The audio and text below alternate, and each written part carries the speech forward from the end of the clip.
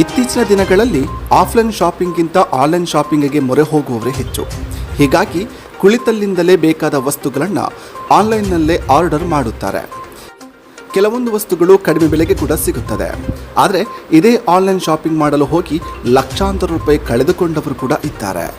ಇದೀಗ ಇಂತಹುದೇ ಘಟನೆಯೊಂದು ವರದಿಯಾಗಿದೆ. ಯುವಕನೊಬ್ಬ 35,000 ಬೆಲೆ ಬಾಳುವಂತಹ ಸ್ಮಾರ್ಟ್ಫೋನ್ ಆರ್ಡರ್ ಮಾಡಿದ್ದು ಎಡವಟ್ಟಾಗಿದೆ. ಆನ್ಲೈನ್ನಲ್ಲಿ ಆರ್ಡರ್ ಮಾಡಿದ್ದು ಸ್ಮಾರ್ಟ್ ಫೋನ್ ಆಗಿದ್ರೂ ಕೂಡ ಮನೆಗೆ ಬಂದಿದ್ದು ಸೋಪ್ ಬಾಕ್ಸ್.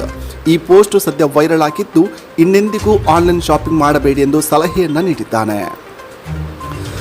ಐಶ್ವರ್ಯ ಎಂಬ ಹೆಸರಿನ ಎಕ್ಸ್ ಖಾತೆಯಲ್ಲಿ ಪೋಸ್ಟ್ ಹಂಚಿಕೊಳ್ಳಲಾಗಿದೆ.